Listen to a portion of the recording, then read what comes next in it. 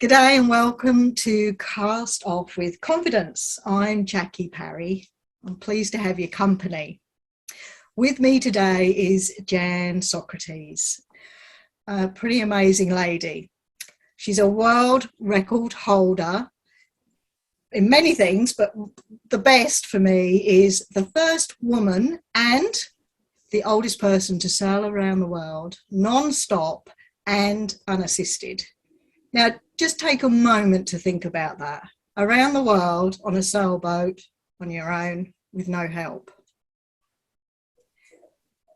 These are extraordinary achievements in themselves, and there are many others. Just before I get into introducing Jeanne a little bit more, I just want to take a moment to thank our supporters on this show. And this episode is brought to you by Pentenius Yacht Insurance. I just want to read a little bit that I read that Jeanne wrote, and this is a quote, and I think this is very simple but very pertinent for anyone on the water, no matter what stage they're at. Now, I'd just like to read you this. Nothing is going to be bad for long. I think you have to have the right mindset. Things are going to get better. They are going to get fixed. You kind of sort yourself out. I'm used to fixing things, sorting things out, dealing with problems. It is a way of life almost. Now that's very sage advice, and this is from a lady, and I love this too, who refuses to do age. And that's where we find Jeanne today, dealing with problems, sorting things out in Queensland. Welcome, Jeanne. Thank you, Jackie. Nice to be here. Lovely to have you here. I had trouble knowing where to start, but as I talked about Queensland and sorting out problems there, you've been a guest in Australia for a lot longer than you anticipated due to COVID. Yeah, that's right. I arrived here February 14th last year. That's 1920, obviously. And I'm still here in September 2021. But loving it, I have to say, really enjoying it. And I've enjoyed my trip around Australia, on land. I had planned to do a circumnavigation of Australia with my land yacht, my camper van, which I'd hired for 4 months last year. And here I am still, and really enjoyed going around Australia as well. That's great. I'm aware you're writing a book. Has that been a good side of COVID and being a little bit trapped here? Has it sort of given you that space and time to sit and get writing?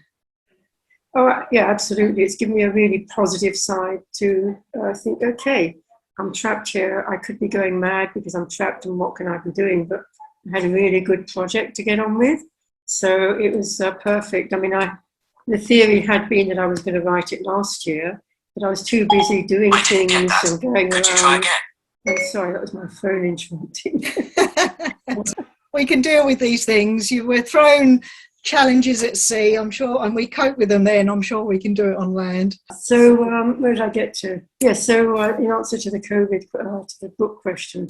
So for me, being stuck here, as it were, but having something positive that I could get on with was brilliant. It meant that I really had something that I had wanted to do anyway, and I'd failed to be achieving it last year because I was too busy doing other things, like traveling around Australia, meeting people and seeing fantastic places. So to be able to sit down in Cairns in a very nice place with nice weather, with my bare legs, bare arms all the time, it's been wonderful, so I've really been able to get on with it.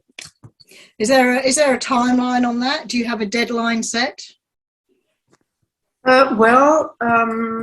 I have a book agent in London who says, I said, I've got to be able to sell this in Australia, Canada, the US, as well as in Britain, because I've got a lot of friends and people there that I know. And the agent said, well, no problem with Australia and Canada are usually included in British, in our reader coverage, let's say. But at the moment, we're trying to get a proposal. I've had 3 people come to me already. I mean, when I had a story about my last circumnavigation printed in the Times, there was a 1.5-page story on my going around. The wife of the guy that wrote that is the Penguin editor. And so she came to me, she was dead keen to write my story because she gathered I had a really good blog day by day. Great. She came to me. I'd already had someone else come to me, and then recently I had Arthur Coles come to me, all wanting to publish my book. So, I've already got options, but obviously having an agent, he'll protect my interests, he'll make sure that I get the best possible deal. So I think, obviously he takes a cut of any income I get. I don't know what that'll be. But so I think, so we are now working together, trying to get a proposal for my book together that he can push out as soon as possible. So, he's supposed to be coming back to me this week with ideas, because it's turned out not into just a talk about my lost circumnavigation. It's turned into a memoir of everything. Yeah. And I'm saying, well, that's the problem, because I've been around 4 times. I've now been around Australia. That could become a book in itself. Yes. There's so many adventures there. And so it's going to be really quite difficult to kind of compress all that and still keep it interesting. So it's a big job. It's a huge job, but I wish you well with it. And I'm sure a lot of people, including myself, will be waiting for the book. You've got a lot to tell us. There is, especially with my Australian heritage, because, I don't know how much of that story. I mean, that's why I was here in Australia, actually, is because I have an Australian father. He was killed in the war when I was 5 weeks old, one of the Faulkner breed. And my grandfather was Otway Faulkner. So if you're into sheep, you should have heard of Otway Faulkner and F.S. Faulkner, the company. He was my grandfather. So I've made contact now, just recently, just before I went around. After my accident, I made contact with my family here in Australia. And that gave me a reason, okay, when I finish my circumnavigation, first thing I want to do is get to Australia and meet up with the family and see where my father grew up. Go to Geelong, there's a stained glass window in his memory, the grammar school there, and just go around Australia and see Australia and meet up with the radio friends I made while I was sailing around as well.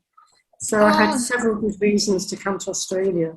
Oh, so, that's extraordinary. I'm looking forward to reading more about that. That won't be in the book, though, because the book's supposed to be, I don't think it is, I don't know, because the book's supposed to be about my sailing, and I'm thinking, well, that as well, how are we going to fit all this into one book and keep it interesting? Yes, I wish you well. And I think I should move on to your sailing. I could talk about coming to Australia and travelling around. You've done more travel around Australia than I have, but I'd like to first jump to the sailing. And it all started for you, I believe, in 1990 with dinghy sailing. Is that right? I think 1990 I started windsurfing, right, and a touch of dinghy sailing. And then I gradually, over the next couple of years or so, did more windsurfing. I actually became a windsurfing instructor, just for beginners, but it was fine. I had to get my level 4, which was quite a push. And at that time, what was I? I was 40-something, 1990, 48. Yeah. So, so then I got into dinghy sailing. So I was into sailing from then on, and I loved that. But the windsurfing really, really got me. I really enjoyed that. Just fantastic. And then in 94, I got onto a competent crew course, just to help the course go. I thought, I did a lot of my sailing out of Cowes at the UK Sailing Academy there. And I'd be watching, coming in, with the laser or whatever, back into the centre in the evening, having had a day out sailing on the Strait outside Cowes. And I'd be watching these yachts coming in with their, of course, by then they're coming into land, and they're just standing around looking a bit, I thought, that looks totally boring and uninteresting, But then when I did this competent crew course, it was on a Sigma 33 out in the Solent, and we were really lucky. It was in June, towards the end of June, a week, doing the 5-day course in one go.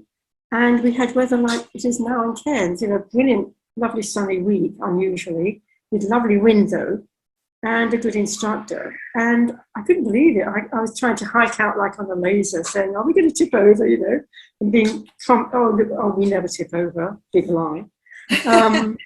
Anyway, and then I realised all these other things. It wasn't just the sailing.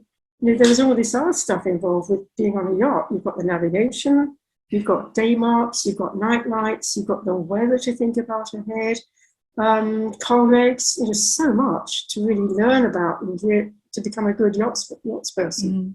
So that really, really got me. We were due to go down to Greece windsurfing that summer because we'd got into that. We had a camper van. The kids had, you know, by that time they were off our hands, as it were. They were doing their own thing. And we took our windsurfers down to Greece, to Vasiliki on the west coast, on the Ionian. So I did know more. I rang up Sunsail because I knew they had a base on Lefkros Island, which Vasiliki is down the south of that, and asked them if what they had that what was the cheapest option of getting on a yacht. So I realised, and they looked at their website, oh my God, this is expensive, you know. So the cheapest option was a 25-foot Beneteau with an outboard for the motor, which stunk, you know. And we got onto that for a week. You know, that was brilliant. And in fact, we formed the little baby Ben club, you know, all the other 25-foot Beneteaus and myself, with my husband, you know, we were together on the boat. Yeah. We formed this, and we had an engineer and a hostess. We were shepherded around, but we were on the boat by ourselves. So my husband and I were on the boat we just had competent crew, which is why we didn't even have day skipper. So we couldn't do any more than that. But that was brilliant. The problem was, as soon as the wind got up in the afternoon around 3 o'clock, that was when you're supposed to be mooring up, because they had such a lack of spaces to moor up in the evening at the various islands where we went to. We had to get in early, and they had someone there keeping our spaces. So the wind was getting up, and just as we were getting sailing, that just stopped. That was really frustrating. But anyway, so we continued. That September, we did our Yachtmaster theory. Mm. So when we got to so after that week, we got to the campsite where we did our windsurfing for the rest of August. And in the camper van, we drove down and drove back to England. And so we were mugging up every morning before the wind got up in Vasiliki. We were mugging up on our theory for the Yachtmaster. Yep. And as both mathematically fine, so we had no problem with that. And just a matter of getting it done. We took the charts down with us. We had our plot, getting plotters and things. And then in the September, we went back down to Cowes because they very kindly put on a special exam for us to actually do our Yachtmaster exam. We did a mock exam one weekend on the Saturday, and on the Sunday we did the actual exam and got it. So we had the theory, but we still had a lot of practical catching up. So we just kept over the January boat show in England, I'd go to a stand and they'd be trying to sell you a yacht. And I said, well, can we come and try it out? So we'd go down to the Solent and have a quick sail in the Solent in January when it was almost empty, which was, again, great. And then we got through our day skipper courses and, the practical, and then on to the coastal. And then in the winter, over the next couple of years, going through those, we'd do weekend experience courses. Yeah. And again, they've got these skippers, they wanted to keep them going. So they do a really cheap weekend out in the Solent in January, February. So we took advantage of that. And so we slowly, with the courses and with that, we slowly got ourselves up to, come 97. We hadn't got our Yachtmaster by then. But by then, of course, I'd retired and we'd got a boat. And so that was in 97. That was great because you got that experience and you knew you enjoyed it, you knew what to expect, and Beneteaus are great for that training and learning. I've got a colleague anytime we took an exam when we had our own boat, which is a Naiad, they don't want to go backwards, so if you get into any boat like that, so whenever we did an exam after that, like our coastal skipper practice and the Yachtmaster, always chose to do it on a Jano or a Bavaria or a Beneteau, because you just turn yourself around, point the tiller and back you go. Yeah. No problem. I had to learn with a Naiad, a much heavier boat. It didn't want to go, if I had the wind wrong direction too strong, tough luck. If you're lucky, you go straight, but you're never going to go around the corner the wrong way. Yes. So, it's a good experience.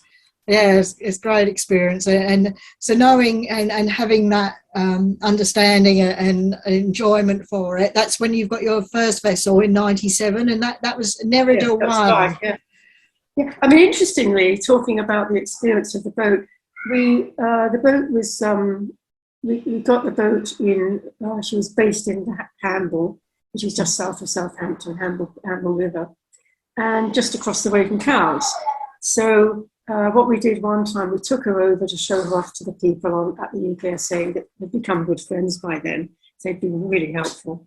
And I suddenly realised that just down the river, on the opposite side from where we were, there was an empty marina.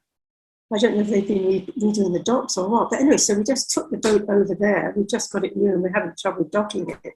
So we just went in and out, in and out. We spent a day on the dock there, just going in and out in different current conditions, because the tide was coming in and out over the day, in different conditions, just getting to learn how to dock our boat. You know, it was really, really good, you know, really useful to practice.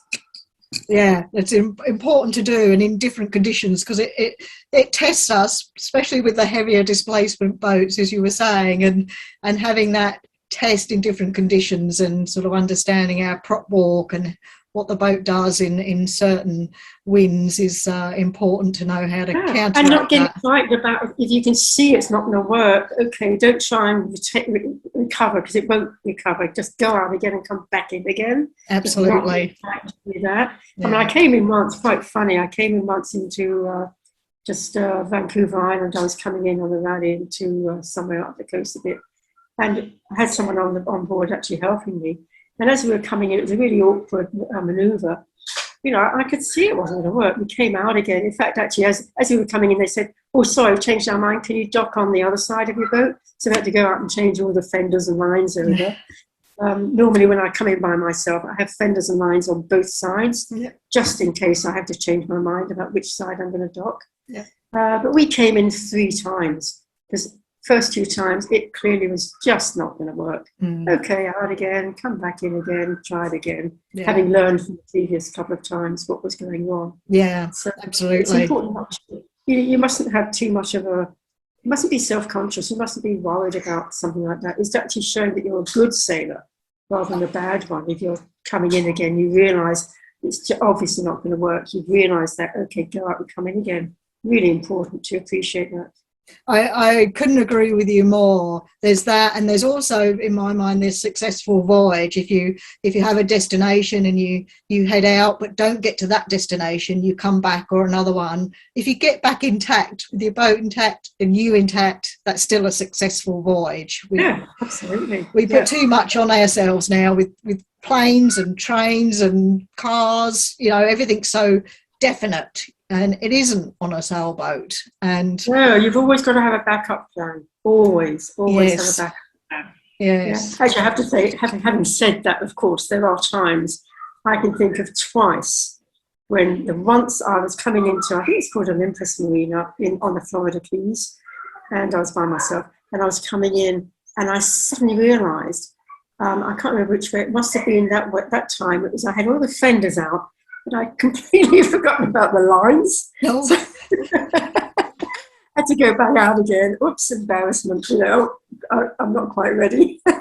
Then the other time I was in Bora Bora, and I was coming into a dock, a nasty concrete dock. This one was actually really horrid. And I was coming in to clear out, ready to go over to New Way and come this way. And so that must have been my first navigation 07.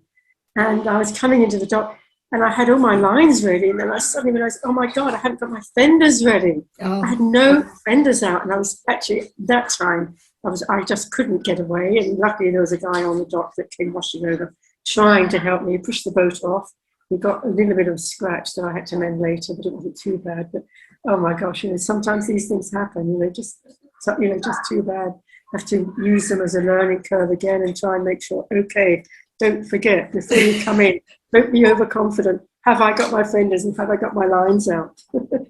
There's so much to think about, isn't there? It's easy to overlook things. I had my mind on, I wasn't expecting to be able to dock there. Actually, I had my mind on other things. I wasn't really concentrating. Yeah. And that's fatal. You know, you've really got to think what you're doing. You've got to be ready before you come in, especially as a single-hander. When I always have 3 lines ready. My bow line, my stern line, and a spring, and a midship line. Yeah. And that, of course, is almost the most important one. Yeah. Get that on, and then you hopefully can deal with one of the other 2 quickly. But I come off with that, having stopped the boat. Start, you know, come off don't jump off the boat. Hopefully, just step off the boat with those 3 guys is the perfect thing to do. Yes, Happens yes. sometimes, you know. You keep amazingly agile. I mean, you're looking amazing, and boating life keeps you young and fit. I know you're keeping yourself fit as you're writing and living in Queensland at the moment. Back to Nerida. She was imported from Sweden into Yeah, I'd Hamburg. been in Sweden while she was being fitted out. I was there from January through for a couple of months, or most of the time. Every now and then I'd pop back to London because I had to, and then pop out again. And you know, as she was being fitted out, I'd drive to the yard, and the guys would work there. January is horrible in Sweden. You can understand why they love candles. As I'd go back to my place in the evenings, I'd see these candles lit up, either candles or lamps in the windows. They didn't draw their curtains. So as you went by, you'd see light shining in all the windows to make you feel better because it was cold and horrible. In the morning, I'd go in the dark. Anyway, so I'd get there and I'd be checking with the guys what they were going to be doing in the yard that morning or that day. They would leave at 3:30. So I'd go back down and have a look and see what they'd been getting up to make sure they were doing what I wanted and not what they thought was a better thing to do, Sure. and then correct them the next day. You know, I wanted my VHF holder to be put right down in this corner out of my way, and they put it slightly up. I said, no, I wanted it down there for a reason. You know, please put it down where I asked you to put it, and not where you thought it should go. So, yeah, I had a lot of changes and things that I had done on the second boat compared to the first, because, of course, I'd learned from having the first one. Yes. 11 years, losing. Yeah, it's pretty important. It is very important because we have limited space and you know what you want and you know what's going to work best for you. But going back to the first boat, and you spent some time in Spain and the Canaries and the Caribbean, and then you off to longer distances to USA, and that was with your husband George. That's right. Yeah, we crossed the Atlantic in the arc of 99, one of the 2 Millennium arcs. So we were actually in Grenada over the New Year, seeing in the 2000. And then, so we did a bit of the Caribbean, and then we went up to Nova Scotia, all the way up to Nova Scotia, up to Bedeck in the Vidor Lakes, up to Sydney in Nova Scotia, spelt with an I, and then up to Bedeck, where the guy that invented the electric light bulbs lived, and then back down again. And we actually were, I distinctly remember, of course, now it's relevant, being on top of one of the tower, the observation thing, because we'd had to go to the base of the towers was the place where you got your cruising permit for being in the States as a foreigner. So, and the guy there was amazing. He realised it, I think it was Dunkirk Day. And so he gave us a permit for no charge, waived the $25 or whatever. Nice. He was like, so I just hope he survives in September 11, because that was, of course, that same year. And so we went up to Nova Scotia, back down to Cuba, and then around. And then by the time we got back down to Grenada, it was now the week before, just before September. Well, that same year anyway. We were mugging up for our radio exam to get the ham radio license, because we suddenly twigged that if you have the ham radio, you can use TwinLink for your emailing from the boat with an SSB radio. Yeah. So we thought, that's great. And there were people around who were US. So there were 3 guys that could run the exam and help us learn, mug it all up. And the computer was Wi-Fi with the test exams. So there we were getting all that sorted. And then suddenly we got one of the local boat boys took us over at great speed. In order to go over the reef, if you went at great speed, you could do it without damaging the reef. And we wanted to get to a place where the boaters were having a charity sale, a boat sale in aid of the local school. So we got there, but the boat had no cushioning on it. It was one of the normal Caribbean flat, wide open wooden boats with a big engine. Yeah. Well, the next day my husband was suffering so badly with back pain and just didn't want to go. So we eventually got to a GP, and he diagnosed, he obviously realised that there was a possibility of cancer. And sure enough, so we got tested. This was the week before September 11. Oh. So as soon as we got the sign that this looks like, when was your PSA count? He said, what's that? We said. We didn't know what they were, had no idea. Anyway, his PSA was right up in the 70s. It was way, way too high. So we went rushing back to England. We were packing on September 11th in Grenada at anchor. And eventually all of us went over to the TV to watch everything, just shocked. And the next day we were flying out back to England to get him treated. Wow. Which worked well for the time. It was a hormone treatment, which worked well until the following summer, in June, July, August, when we were back in Trinidad. And so I kept him on the boat. He was going downhill. We got treatment. I got to Venezuela. I got him irradiated there. He was actually in quite a bad way. I've been back in England, and my doctor had given me a jar of morphine sulfate, liquid, to treat his pain. But at least he's on the boat. He was able to go snorkeling. We were in beautiful places. We actually explored places we'd not been to. We'd not been to Venezuela before. And so from Grenada, Bickley Bay, where we first took off, we never thought we'd be back on the boat again. So that was pretty good. So from there we went to Trinidad and on to Venezuela. And then we got as far as Bonaire, and we came back to England for a Christmas, basically, in 2002, this was by then. And 2003, he passed away in March. So he mostly was on the boat for as long as he possibly could, basically, which is good. So the boat then was in Bonaire at anchor with both things. Yeah, dreadfully sad time. It makes me catch my breath. I lost my first fiance and had a similar experience, although it was on a boat, and I can feel your sadness. Well, the thing is, you feel cheated, and you feel that he was cheated, because there they were perfectly fit and fine, and suddenly this thing hits, and there's no recovery. It's downhill from there on, which I couldn't really appreciate. When I was in Venezuela and he was getting irradiated, he had ribs with problems. He had a big I thought it was a hematoma on his hip. It wasn't. It was a cancer and somewhere else. And I was being taken to one side because they were really worried that I was going to be on the boat with him and he would die on the boat.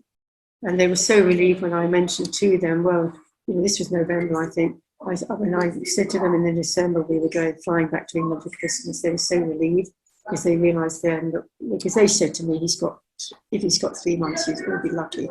I just didn't believe them. Although he was in a bad way, I didn't believe them because I'd never come across cancer before. No. But they were right, because November, December, January, February, March, March he was dead.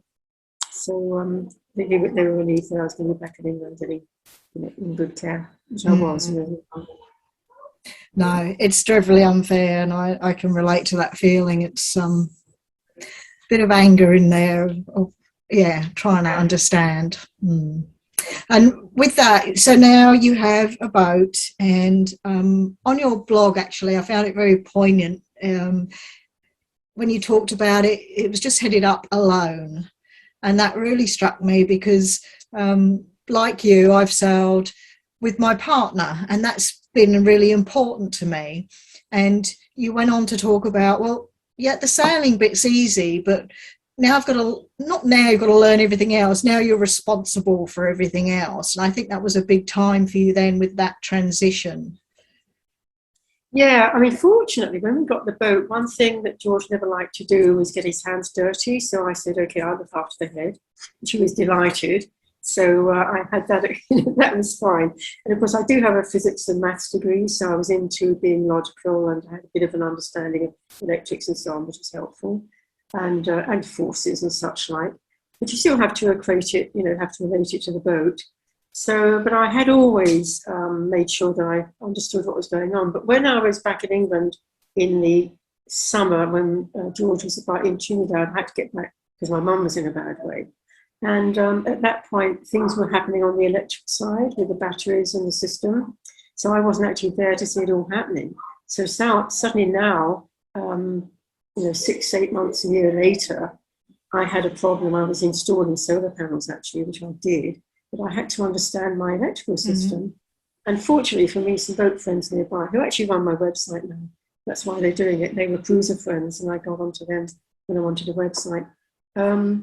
They were helpful in getting me through the electrical side of things, pointing me to places to read up about, lengths of cable runs and voltage drops and all this kind of thing.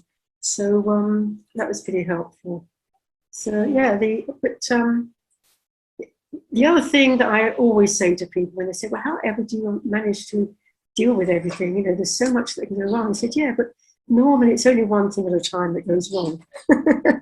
So as you discover maybe that this thing exists on your boat, which I did from time to time, I didn't even know this thing was there. And the cause of my problem was this, what's that? So now you find out about it and you read up about it, or you get someone to show you all about it, because boaters help you, Mm-hmm. So, so long as when things break, you have the manual. I mean, one thing I've always made sure of, anything new on the boat, I've always made sure I've got the bit of paper that goes with it, explaining how to look after it and repair it or whatever. And that's so important, because you can go back to that. I mean, I've got in the aft cabin, I have a bookshelf full of folders and things. And I can't believe how many folders there are with all the bits of paper to do with the boat. Yeah. Instruments and sails, repairs, engine, anything. I've tried to make sure I've kept it. Because, how else would I, on going up north to Alaska when my engine failed, however could I have possibly replaced an injector with no knowledge at all? I was just about to raise that. Yes, you wrote, I changed an injector, and I think that's marvellous. And especially an injector of an engine where you have to be so careful to keep everything pristine and clean. Right. So, but I mean, the funny story there is when I first started, I was actually looking for because I'd come into San Francisco earlier that year, I think, and I got the guy there to explain to me all about the injectors and take me through it all. And he was saying to me, this was a Volvo Penta MD22L engine, and it had, most diesel engines, of course, do have, what they call the thing, the heat that heats the fuel. That heats the fuel. It'll come to us in a minute. Yeah, it will do. So I was looking, he was saying to me that on my engine, it was easier to go for that than it was to go for the injector. And that might have been the problem. So I was busily looking at the manual, okay, here's the heat, whatever it is. So I kind of went for it, pulled it out, and I thought, well, I don't know, this looks really just like a straightforward, ordinary bolt to me with a screw thread on it. Put it back quickly, have another look at the manual and try and see where it was that I was looking for, get that out. That didn't work anyway, because I couldn't get all four of them. I could get to four injectors with difficulty, but I could access them. I don't know what was, pipes and things were in the way. Mm-hmm. So I had to go for the injectors in the end, but I always remember pulling this thing out and looking at it and thinking, that doesn't look like anything electric, that is a bolt. Put it back quick. I spent 3 days, I was just drifting around, so it wasn't a problem. I just spent 3 days doing it. There were people on the radio. This was after my single-handed transpac, I'd done the transpac race down to Kauai from San Francisco, which is brilliant. So many good friends, very, very helpful to each other. Anyone had a problem, everyone discussed it and helped them. So on my way back up, we were still on the return, almost like the race again. You still had the radio contact, and you still had the people on the radio trying to be helpful. Yes. So, 3 days, but I got the engine working. I was really fantastic. That would have been what I could just imagine when that fires up the excitement. I think that's marvelous. And you talked about there. You mentioned the Transpac from San Francisco to Hawaii. Have I got that right? It is, yeah. And West Island. Yeah, so that's when you started to gather momentum for longer passages on your own and get used to that. Yeah, that was a really good introduction. I actually spent half the passage upside down reinstalling my autopilot, because that went down. I had to rewire that, and that caused a major problem. And quite a bit of the rest of the time, I suddenly realised that maybe I should be flying my striking non-white sail that I wasn't used to sailing. I kind of nearly went parasailing with getting the sock off and getting my cruising chute going, my race electric. So that was another good learning experience. Yeah, it's very good for me, that trip. Very good. Gave me a lot of confidence. Yeah, great practice. And when you're upside down fixing your autopilot at sea, do you get seasick? No, I'm lucky I don't get seasick. I can remember when I started, I can remember almost 5 occasions when I did, 1 or 2 in particular. And I'm thinking one of the times I was feeling, I don't think I actually nearly got, started vomiting, but I didn't quite. It was actually overnight from Cowes over to Cherbourg when we took a boat with, the 2 of us with my husband.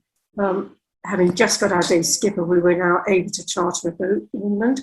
So we went over down to Cherbourg and we were overnight. And I hadn't stuck myself in or done anything. I thought we were fine. And the boat got a bit tippy with the swell. And suddenly, God, I got thrown over to the lifeline on the far side, on the starboard side, and grabbed hold of it. I thought, I'm not going over. You know, I should have stepped in. Wow. But, yeah, I know. I felt queasy then because I think I was getting worried. Yeah. And that was another time we came back. I think when we delivered it back from Sweden, the boat, because we did that a very convoluted, very lovely delivery trip. We came back towards Portsmouth, and as we were coming up the channel, it gets pretty choppy with a wind over wave, with the tide turning, and quite often a westerly wind. And the wind had got up, the chop was getting up, we were coming towards Portsmouth, and it was really getting quite nasty. And my husband at that time, unfortunately, was dead keen, oh no, we don't leave down, the boat's meant to be heeling. And I'm thinking, no, I think boats are designed to stand upright, not to be heeling over. But neither of us, it got so bad, neither of us were happy to go forward to reef down. Yeah. So we were really suffering. And I went down below thinking, well, if I navigate and I'll just stay down and take my mind off this. That was bad. That was a wrong thing to do because I was worried. I was down below. I wasn't out in the fresh air. I wasn't looking at the horizon. And I really did feel so queasy. So, but apart from those times, a few times when I got really worried about something wasn't in my control, and I think that's an important thing as well. Yeah. I don't get seasick. I haven't been seasick. Oh, that's good. That's great. And I very lucky. Very lucky. Yes. I think you're right. For me, with big voyages, I could feel slightly seasick the night before, and that was definitely to do with. Once I was worried, but you're a little bit anxious. Have I thought of everything? Is everything ready? And I found that as time went on, it lessened because of that. I was more used to it. And then when you get to know your boat inside out, I think that helps with seasickness as well. Having the right training and knowledge that you got a good chance that everything's going to be fine, it helps with that seasickness. I think it's really, really important to have confidence in your boat. If you can't trust your boat to look after you, you may as well not go on a long passage, because anything, when the wind gets up, you're going to start getting so worried. I mean, I've come across so many women that have said to me, asked me questions about, should they be, they're usually with their husband on the boat or partner. And I'm saying to them, well, can you take charge of the boat if your husband has a heart attack or God forbid, whatever? And, and so often they've just been galley slaves, basically. And they've been getting so worried about the conditions. I'm saying, well, yeah, of course, because you haven't got to understand your boat to realise that your boat will be fine, because you've not been in control and controlled the boat in all these conditions to realise, well, yeah, I just have to do A, B, C, and the boat will be fine. And that, therefore, allays your fears, because you know that as long as you don't do something stupid, and even if you do, the boat will probably stay upright. Yep. Might get into a bit of a mess, but you just put it right. So, being able to do the sailing thing equally with your partner is so important. And having faith in your boat, before you left dock that you prepared that boat and she's ready for whatever journey you're doing. And you've planned it and you've got a backup. Yeah. They're all so important. And then, but having said that, so many cruising friends tell me that they always, however good, however long-term cruises they are, they always, the first day or two, they know they're going to get seasick, but then it'll settle down and they'll be fine. Because they want to do the cruising and go for a longer journey. And that's why, of course, it's not a good idea to go on a passage of just 1 or 2 days all the time, because you never get over the seasickness if you enter it. It took enjoy it. Yeah, I can understand that. It took Noel and I always a few days to settle into our rhythm when we set off. I totally agree with everything you say there. It's a big passion of mine to help educate people and, give them that confidence to enjoy it more. And you did a marvellous thing by taking on these longer voyages and getting ready. And that led you on to going for world records. I can understand why, but I want you to tell me why. Why did you think this is what I've got to do? Well, my first circumnavigation, of course, in 07 was 07, 08, was from Mexico back to Mexico. But it was a cruising style, stopping everywhere, enjoying where I was, coming into Cairns in 07, going up and around inside the reef up to Darwin, on to South Africa and so on. Having a really great time meeting up with people, but of course losing my boat at the end and getting a new one subsequently. Well, the new one is being fitted out, as I've already said, in Sweden. And the plan was, in fact, that to avoid tax problems, because I didn't want to tax the boat, it was way too expensive. The boat was already getting very expensive.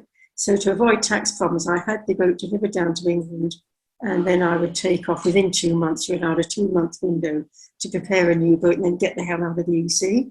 So that's what I did. I went to Guernsey, which is duty-free outside the EU area. And that's why she's Guernsey registered, actually. Anyway, so there I was getting all these things done on the boat and looking, of course, at that time. Where are we now? 09. Yeah, 08 would have been a Vendée Globe. So 08 into 09. So January, February, the Vendée Globe races were going around. Sam Davies and Dee Caffari were in that race. And there they are, also going around the world in a race, but solo, non-stop, unassisted. And I kind of just thought, well, I've been around the world once in my boat, and done a circumnavigation, bar 60 miles. I wonder what it would be like to do it non-stop and go around Cape Horn. This would be quite a challenge, this would be quite something to do. And so that was really all that was in my mind, was actually to try to go around non-stop and just for the hell of it, just see how it is, see what it's like, see whether I could manage it. So that was what got me going. It was no record in my mind's eye, just the challenge of seeing whether or not I could emulate them and get around in my boat without stopping anywhere. So that's incredible. What got me going. But I really want to delve into that a bit, but if we're able to rewind a little bit, so you lost your boat on a beach, which sounds to me terrifying. Are you able to tell us what happened? Well, the entire story is twice over on my website. If anyone wants to go to my website and read under the articles and interviews. So I lost it in, 08? In fact, it was June the 19th of 2008. I know the date precisely that I lost my boat. I was basically finishing my circumnavigation. It was a fabulous tropical night. I had left Acapulco to return to Zihuatanejo in Mexico, where I'd started 15 months earlier. And from Acapulco up to Zihuatanejo, you've got a long line of sandy surf beaches. Quite a big surf area, but deserted mostly, just a little bit of fishing village. So I left Acapulco at night. I left at sunset, in fact, because it was a 100-mile journey. It was clearly an overnight, so okay, if I leave near sunset, I'll get there before sunset the next day, guaranteed. And so therefore I'd make a day for landing to finish off my circumnavigation. So that was what I did. I left, and it was such a beautiful tropical night. Unfortunately, there wasn't any wind. So although I had the main up in hope, as one does, I was actually motor sailing, so-called, i.e. motoring, but sail up. Running 5 miles off at about 5 knots, thinking I was fine, underwater pilot. And by 2 o'clock in the morning, I thought, well, I don't know, maybe sleeping, not getting any sleep overnight, not a good idea. I want to go down and get some naps. So I set my alarm for 45 minutes, went down below. Next thing I know, it's such a warm night, I had the hatch open. I'm getting woken up with waves breaking over me. We were on a surf beach. We were getting taken by the surf and pushed onto the beach. And I obviously closed the hatch in a hurry, ran up on top, grabbed the wheel. I can still visualize the wheel did nothing because the motor was running. I thought, well, I can just get off the beach and motor away. Couldn't do anything. We were well aground already. The motor wasn't taking me anywhere. So next thing I decided to do was, okay, we'll set my EPIRB off. which was never heard by Falmouth Coast Guard in the UK, interestingly. And dark night before dawn, no one around, not even any lights, just being pushed by the flip-flop with the boat being pushed up the beach. As the boat flipped down towards the ocean with the water leaving the beach in a hurry, I'd get water getting into the cockpit and down below in a hurry. And then when we flopped the other way, she'd go bang on the wet sand. So I thought, I've got to try and how do I stop the flip-flopping emotion? Because I was worried the boat was going to crack up. I assumed I'd get pulled off, To stop that, the only thing I could think of, I've somehow got to get a line up the beach somehow. And we got pushed up quite a way by then. So I started, the only thing I could think of was to use the anchor chain and get that up the beach somehow. So I got the anchor down, I released all the chain, started releasing a load of it. Of course, the next thing I've got to do is actually get off my safe boat onto the beach with the seas washing in and out. But we were gradually getting pushed further and further up the beach. I think it was a spring tide, a high spring, what we call here a king tide, which is a new term to me when I got to Australia. Never used the term king tide before. Anyway, so it was a spring high tide, and so we were pushed quite a way up by then. So I eventually got down. I nearly got washed away. I've still got a scar on my leg I'm looking at now where I actually got caught by barnacles on the hull. I nearly got washed away because fortunately the chain was dangling from my bow, right? And as I got washed past the boat, I put my arm out and caught the chain in the crook of my arm and saved me getting washed out to sea because there was no one around. That would have been it. Finished. That was a bit close. I've had several close shaves. I could write another book about a cat has 9 lives. I think I've got 11 or 12 or 13. That's extraordinary. I just can't imagine. Fisherman came by, helped me get the anchor up the beach, with the chain, and so we stopped the boat flopping around.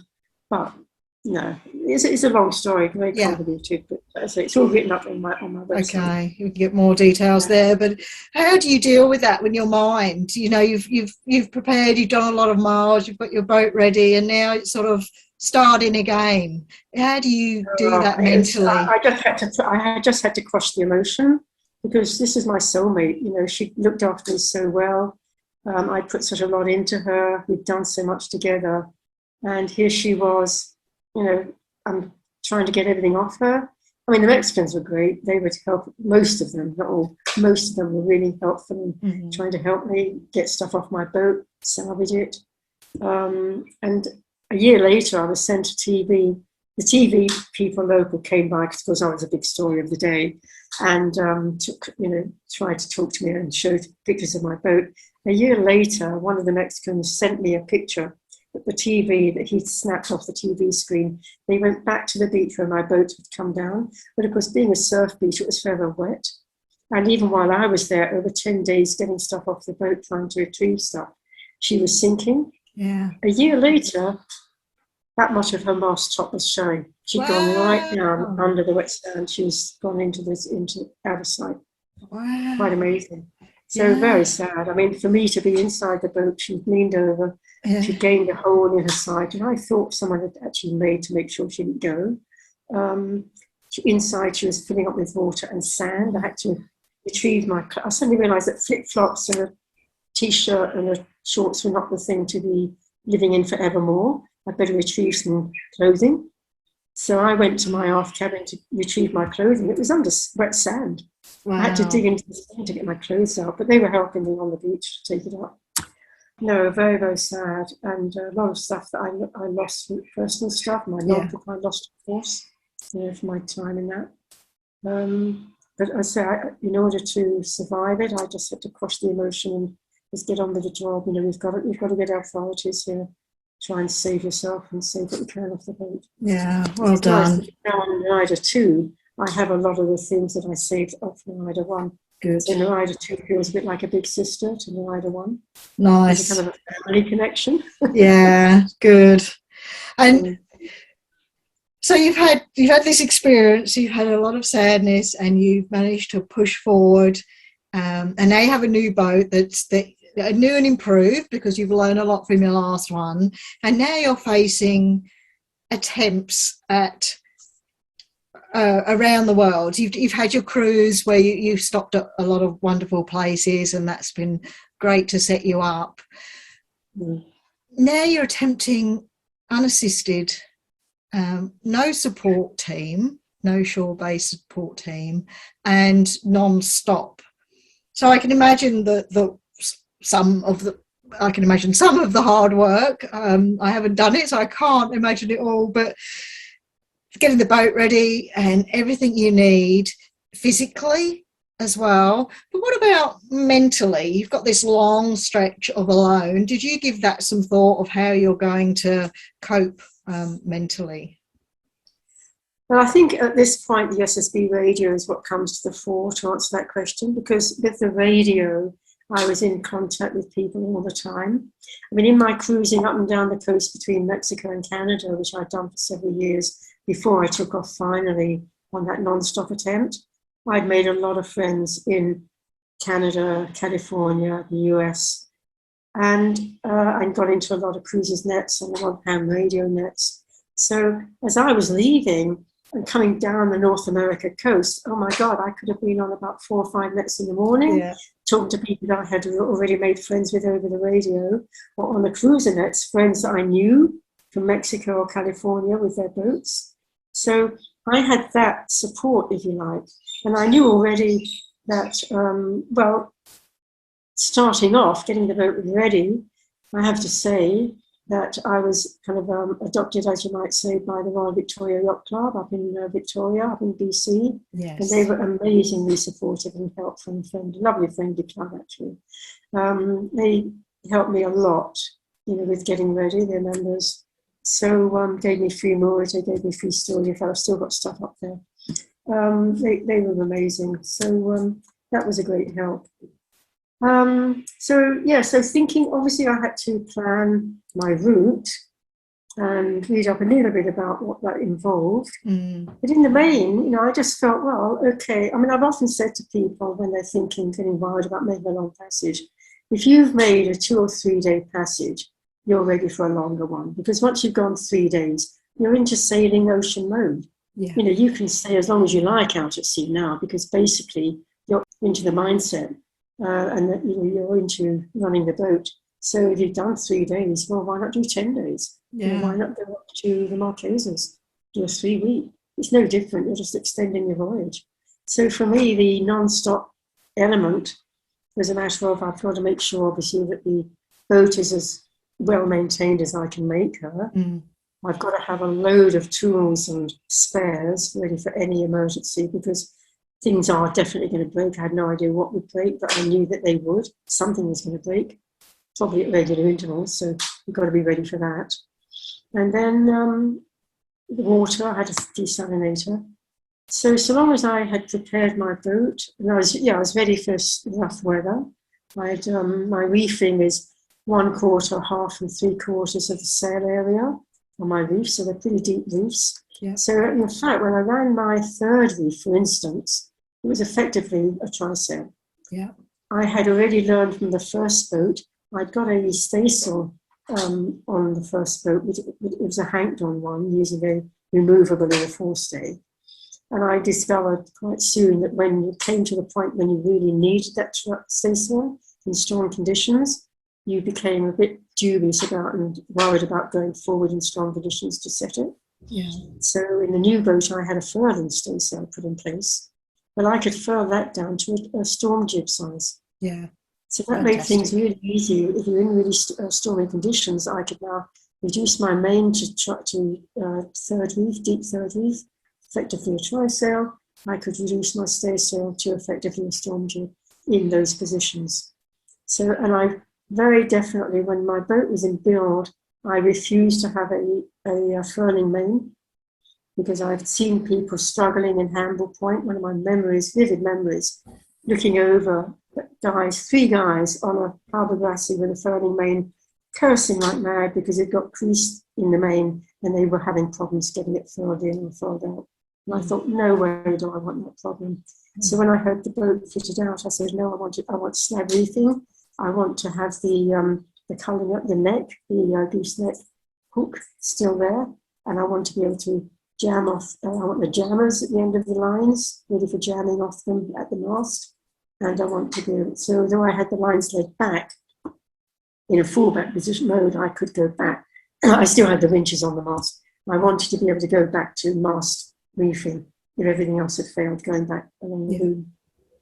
So again, fallback, fallback, fallback. What's the fallback? Yeah. What's your backup of the fallback position?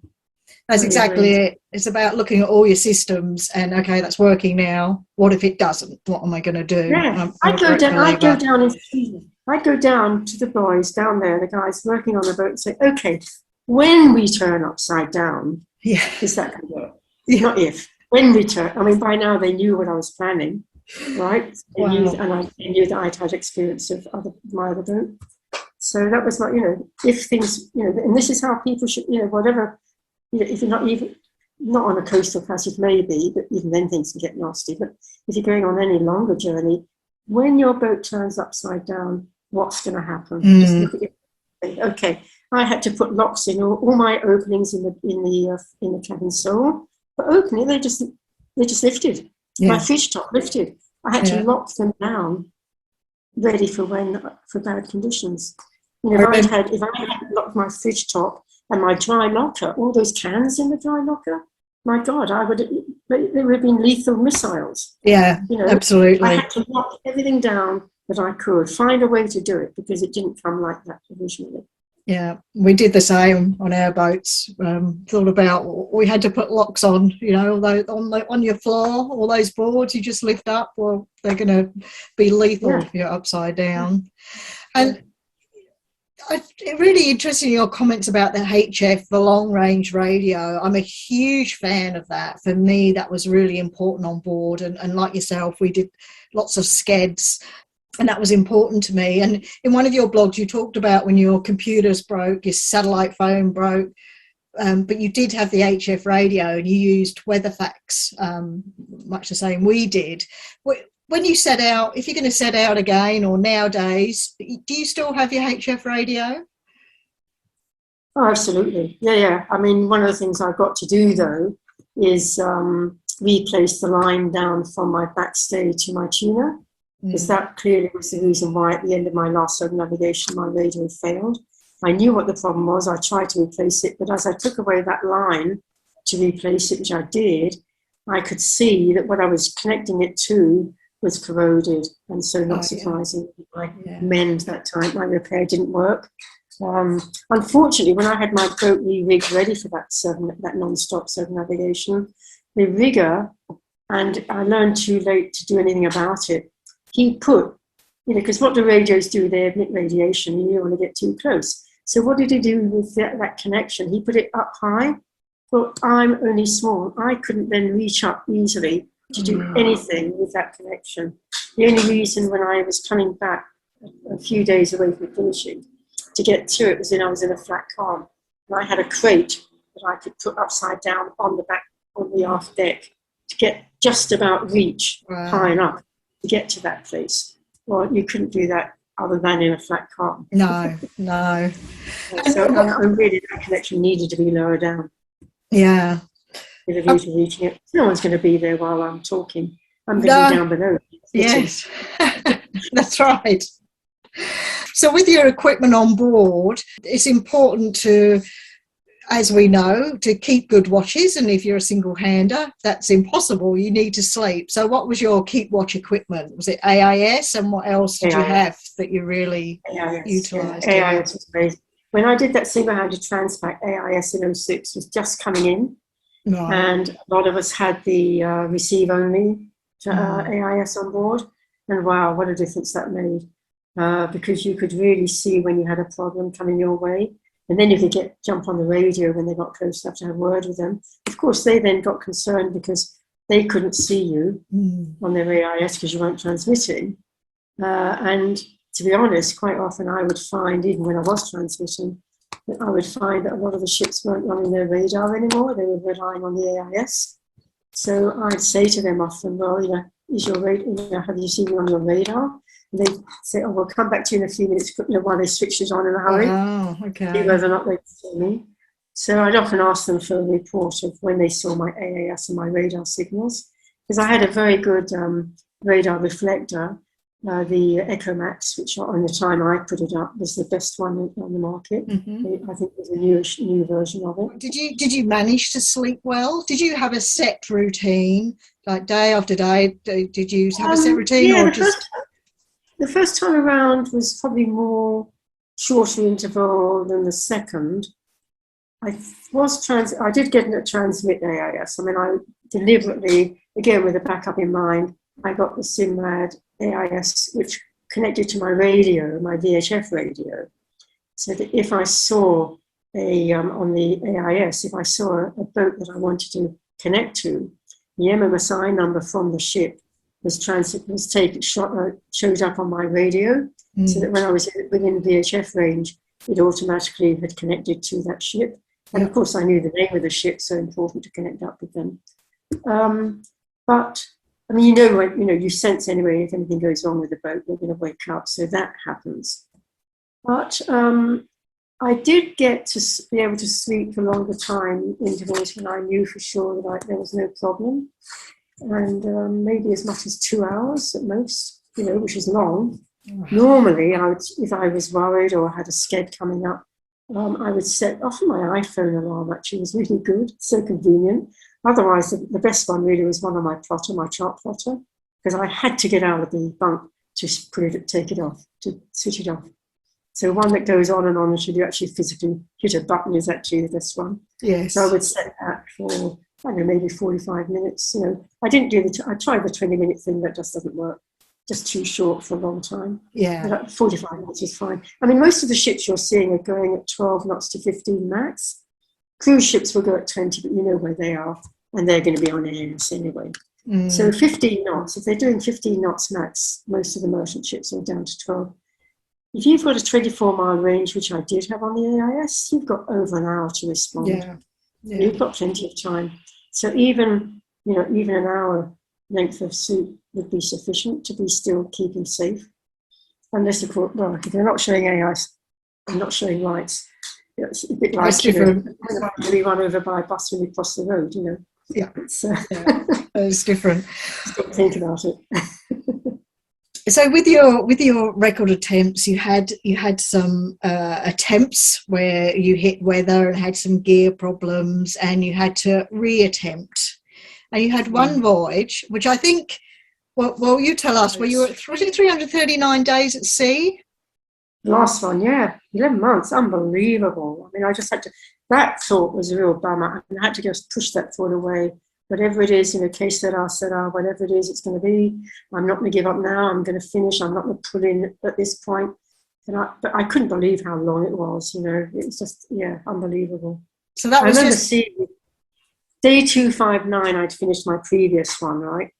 And on day 259, which then was July the 1st that year, I was down off New Zealand. Just looking at day 259 came up and I thought, oh my God, I'm nowhere near finishing. Can't believe this, I'd had so many problems. Yeah. Oh, Lordy. So it's both records were done from Victoria, British Columbia to Victoria, British Columbia. And the one where you had the additional problems, what were they? Oh, the list just goes on and on. Not counting weather problems, which I had loads of, many more in the Atlantic than I had the previous time. I mean, the previous time I just went straight from Cape Horn over towards South Africa and then on into the Indian Ocean. It wasn't a big deal. I had occasional storms, but nothing much. This time, I was forever dodging, trying not to be meat in the sandwich, effectively. You've got the Southern Ocean storms coming along anyway. Every few days, you're going to have a massive storm coming along. But then you've also now got storms coming off Argentina and Brazil, off South America, really big, nasty ones. I mean, when Uku Randmar, who kept me company around the Cape Horn, when he got into the Atlantic Ocean, as I did, he got really clobbered by a big storm that I managed to avoid because I had the weather information he didn't have in order to avoid it. And I was a bit behind him anyway. But those storms were really big and coming down. Well, if you were south of them, well, you didn't want to be south of them because that's where the Southern Ocean storms came up to. Yeah. So it was a really difficult situation avoiding them, which is why, in fact, I heaved to so many times. And eventually, because when I heaved to with just my mainsail, which is something else I'd learned to do, which was brilliant, ready for putting out my Jordan series drogue, because when I heaved to with just my mainsail, and I take in my staysail, I shoot out the main like mad, I slowly bring it in, wait until it's just fluttering every now and then, going up and down. Don't have to fix the wheel completely upwind necessarily. You just play around a little bit. Yeah. But you're basically just coming up in the wind, coming off it. So now I've just got the mainsail, but every now and then it's fluttering as we're coming up into the wind. So if I then feel that the conditions are getting so bad, I want to put out the series drogue, I'm coming up into the wind, I drop my main, put out the series drogue, dead easy. I don't have to, otherwise I'd be running downwind under reduced sail. And now I've somehow got to come upwind to put out my series drogue. Yes. I didn't have that problem. So, I was really quite happy with that situation. The problem being, and of course my mainsail wasn't strong enough to put up with it, when I'm coming up and fluttering and then coming down, if you've got leech flutter, and that goes on for too long, what happened north of the Falklands, my main ripped at the leech because it was not strong enough there to put up with the heaving to that I'd put it into so many times. So having lost my mainsail, that was another record, of course, that no one's going to compete with, no one's going to want. How many weeks are you going to be in the Southern Ocean with no mainsail work? Wow. Oh my goodness. And you talked about when you hove to, and at one point, and you'll forgive me, I don't know which record attempt this was on, but you had a big knockdown, and in one of your interviews I've listened to previously, you said that was worse than when you lost your boat. So yes, that was my first non-stop attempt from Victoria. Okay. Day 72. And so that was January the 5th of 2011. That knockdown happened. I know exactly the date. I'd heaved to.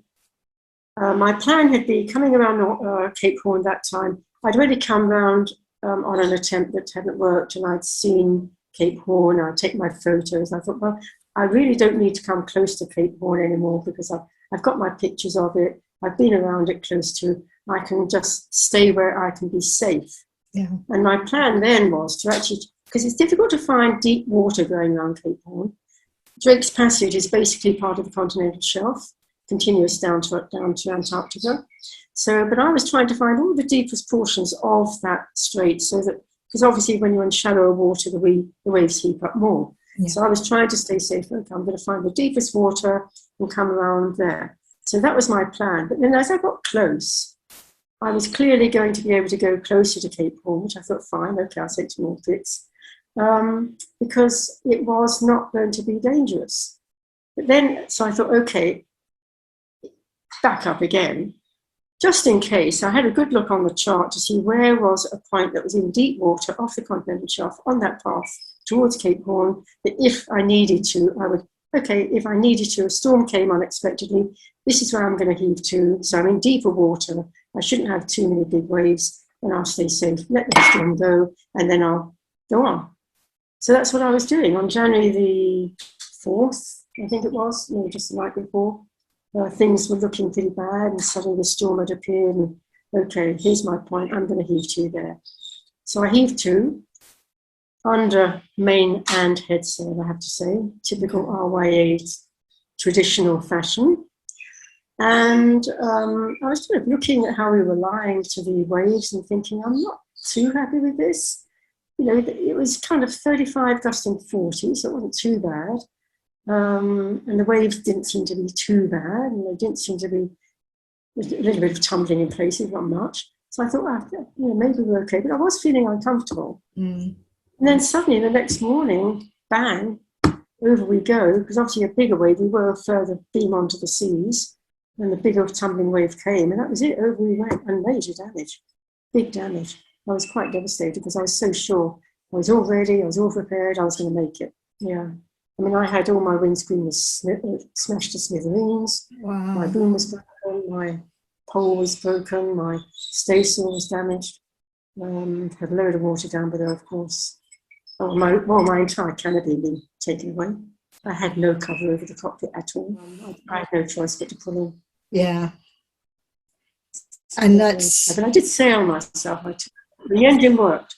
Chilean MRTC tried to send a fishing boat that I'd seen around me. They came by, ready to tow me into, they wanted me to tow me into Puerto, what's the name of the place, Puerto, whatever. And I wasn't very keen because I thought you hear so many stories of people that aren't used to towing a boat, making things worse. So I wasn't keen for that to happen. And then eventually when my staysail went, I don't know, and then they came around looking to see what the situation was. They chopped off my series code, which had self-deployed, I have to say. Right. When I had my knockdown, it self-deployed because I had it all ready to go.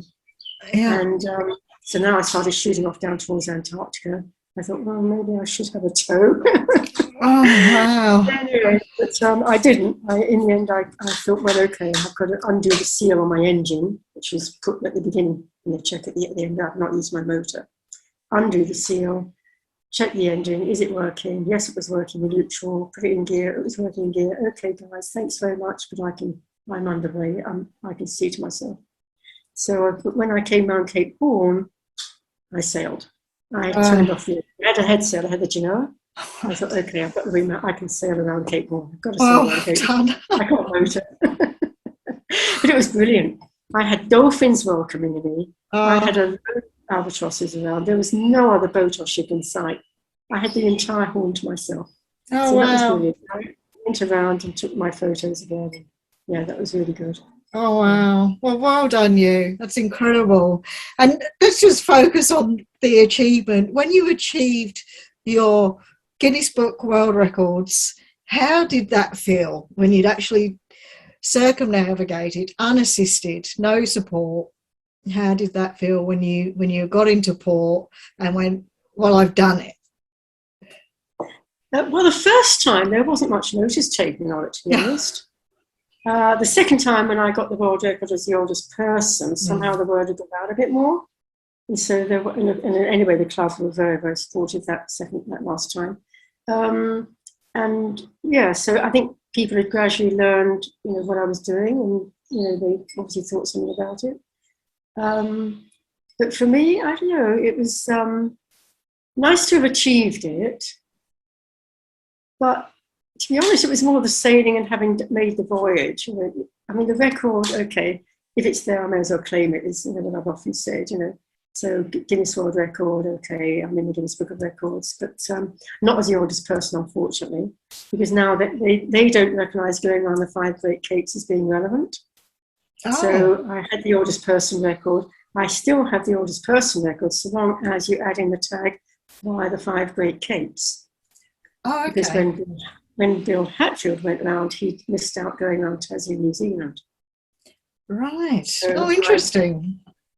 So I'm in the Guinness Book of Records, I'm still the oldest woman with the record, but of course now as a 7-year-old, the last one. Yes. The oldest person record is, with, so far as they're concerned, is with Bill Hatfield. I've got a right to go up to Guinness Book because I reckon I've got a few other records I think I ought to be claiming, which is really a bit of fun, The longest time any woman has been at sea non-stop. Yes. 339 days, right? And I think I ought to try and get them into the oldest person round by the 5 Great Capes record. Yeah. I think being by the 5 Great Capes, you're in the Southern Ocean that much longer. Yes. Yeah. And why did I get knocked down off New Zealand? Because I was trying to get around that 5th Cape. Yes. And I was in the Southern Ocean coming towards winter. I think that's a worthy cause. I think I should definitely write that letter and claim those. I think they're well deserved. With all your achievements, you've got a lot of awards and recognition, and I think my favourite one is in Victoria, British Columbia. They've named an inner harbour after you. Yeah, there's a Socrates dock now, the old where the water taxis and the whale watching boats leave from, is now named the Socrates dock. Yeah, that was amazing. That felt really special. In fact, Mm. Victoria pretty well adopted me up there. They've been absolutely amazing. A lot of them think I am a Victorian, or they think I'm Canadian, so I've left from Victoria so many times. But no, having that name, that was totally unexpected and just amazing. I thought that, wow, that is just so special. And also having a plaque on their wall of history commemorating my 2 non-stops around, that also felt very, very special, because that's there forever. That's perpetual. Yes. And that felt very special. Yeah. I think it's extremely special and well earned. Now, I have a really curly question for you, and it's really important for cruisers. There's the big potato and onion debate. Now, when I cruised, I put my potatoes and onions together, and they lasted for ages. And I've read some of your blog where you've talked about your eggs lasted a long time because you turn them daily, and your potatoes and onions lasted. Now, did you stow them together or separately? They were stowed separately in crates. I mean, it's simpler, you know. I had 2 crates of onions, 2 crates of potatoes in the dark. Yeah. On newspaper. So they were kind of aired but kept as dark as I could. And the onions lasted better than the potatoes. I mean, the potatoes, unfortunately, leaving in early October is not a good time to be leaving for potatoes up in the Northern Hemisphere, because the potatoes aren't aged, and so you're getting fresh potatoes which are too moist. So you really want aged potatoes with a really dry, thick skin if they're going to last any length of time. Onions, not quite the same problem. They did tend to last better. Obviously, you're going to look them over. So yeah, they were my eggs were similarly in a box in the forepeak, on a cushion, in the egg boxes, but within a box with bubble plastic. But I learned that if I didn't stow them in a way that I could turn them easily, they didn't get turned every day. Yeah. They didn't last as long. But if I put them on a cushion in the forepeak, because I had a little seat there, and then I tied them a string around an opening locker, string around that, an easy half hitch, and not that I could just pull them and turn them over, do it up again, really fast, really easy. They lasted 4 months. Fantastic. More or less every day to send it. So, yeah, without any treatment, no vaselining, no greasing, nothing. Just fresh from again. And preferably thick shelled. Yes. They lasted better than the thin shelled. Fantastic. That's really great to hear. That's good tips. And also, you with your long life milk and your nuts and dried fruits, did you bake? What was your treat when you were out there? I was like, I deserve a treat today. I'm going to have a... Well, I'm a chocoholic, so I made sure that I had stowed away. I went to Costco one time before I was leaving, and I think that was the first time, mind you, and discovered they had these, I think they were little tiny bars of dark chocolate. So I got a load of those, but I stowed them in a place that was a bit awkward to get to. Yes. So it weren't too easy, so I had to want them to get to them.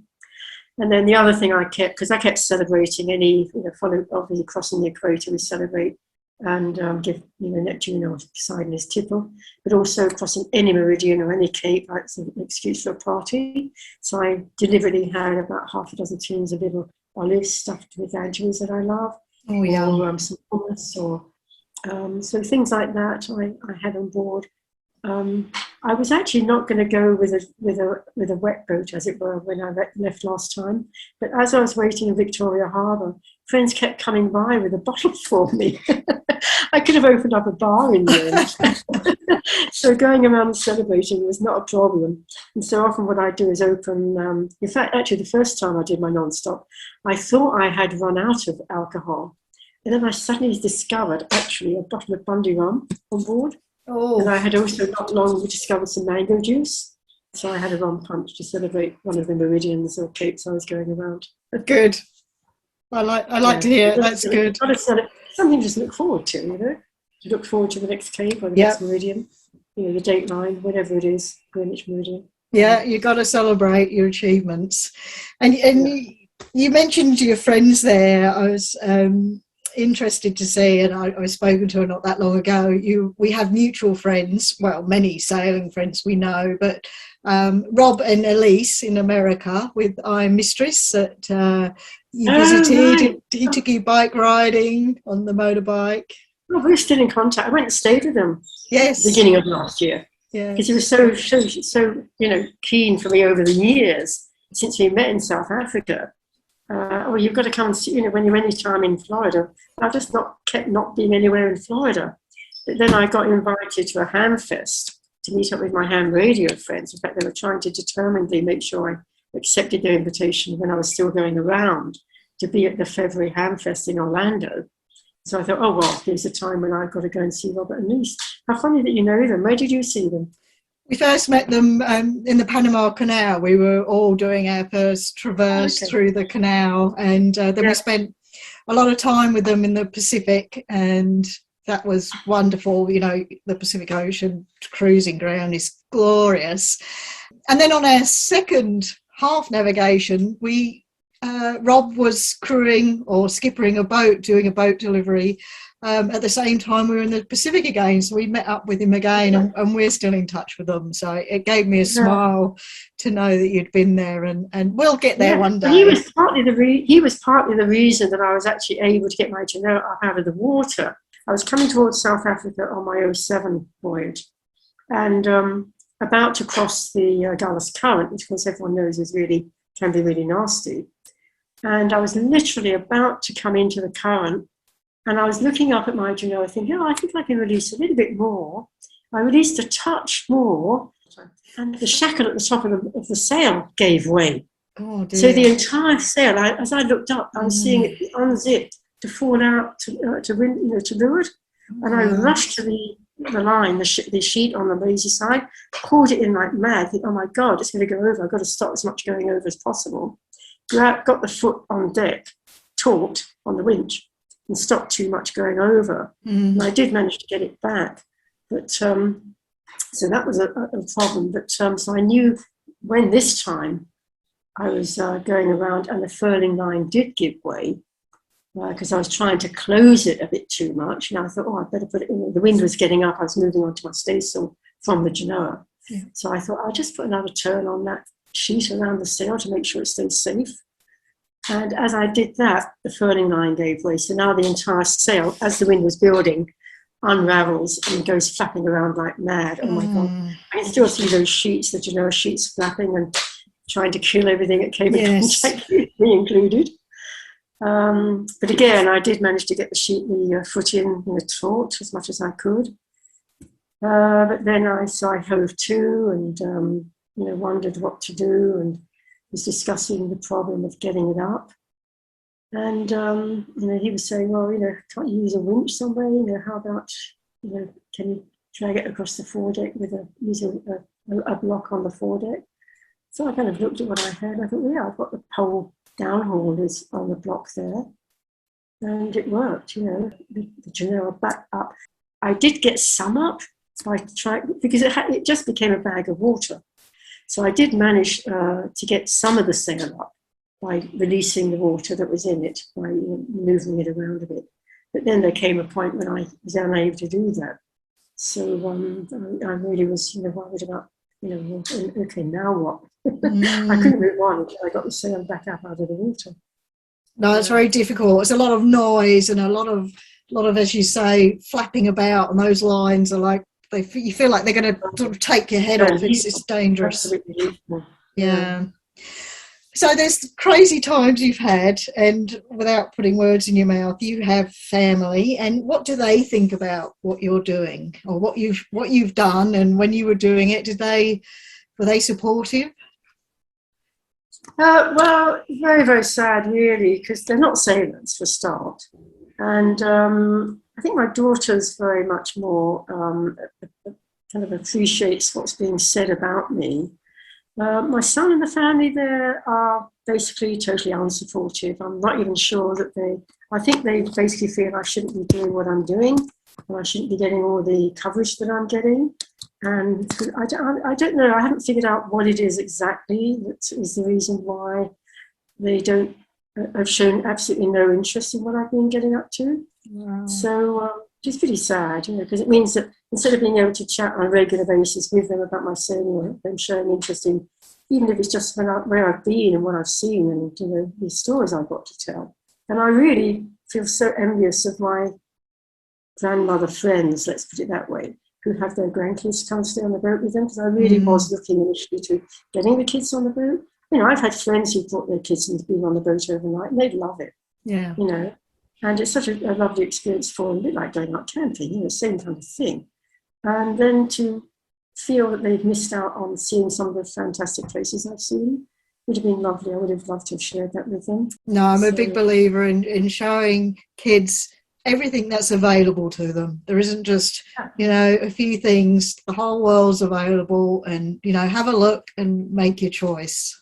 And also realising how privileged they are and how other people are living on so little, and yet a lot of them being perfectly happy doing it. Yes, that's very true. Yeah.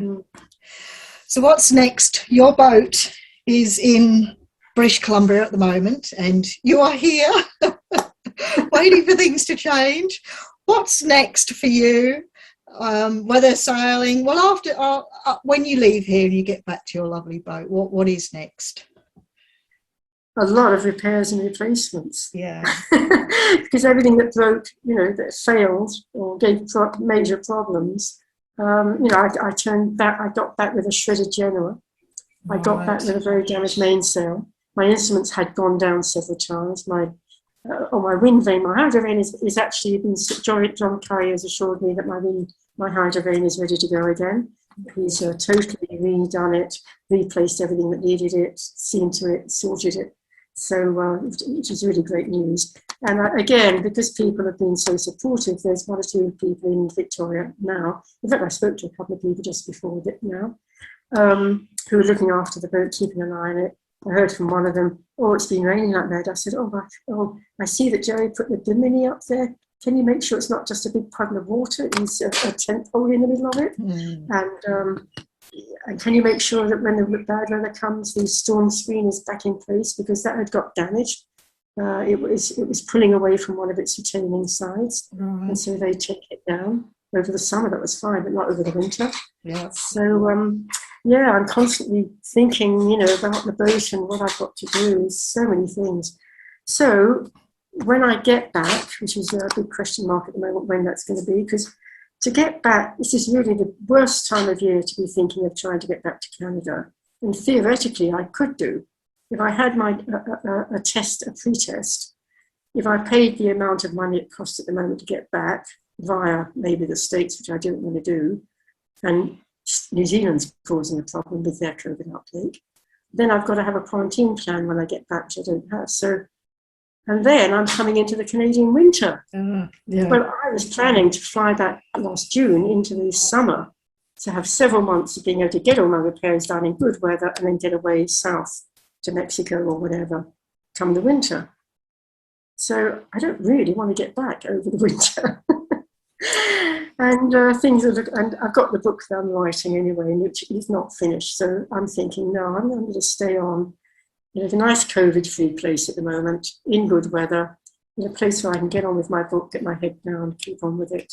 And I'm still trying to get certain things fixed with the boat. I'm in contact with people, trying to get items like my air vent that was taken away by the knockdown off New Zealand.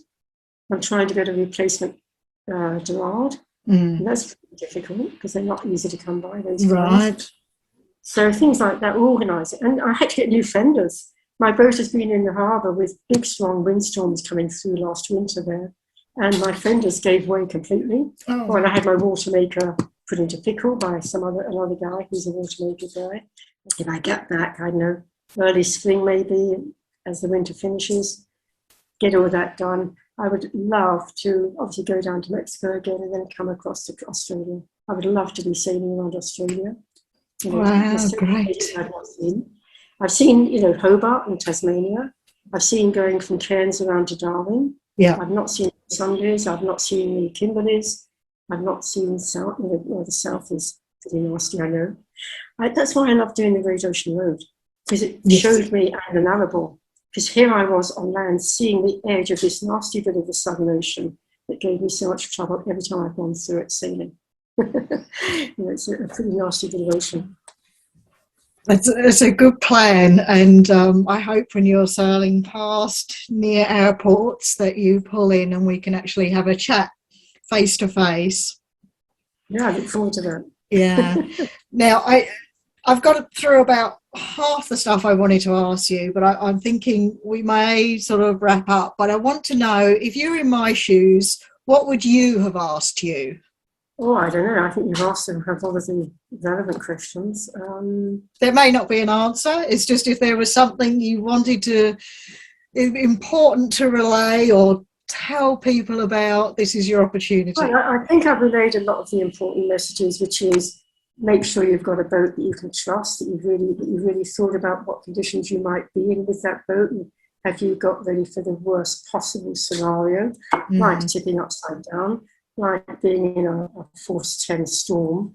Have you really prepared the boat? Because once you've done that, you really can not relax totally, but you can at least have faith in the boat, and that mentally means so much. And okay, when I reef down, if I take half an hour reefing down, does it matter? I'm not in a race. It doesn't matter. So long as I'm keeping the boat safe. I reef down the once and I'm looking around thinking, oh, maybe I'll reef down again.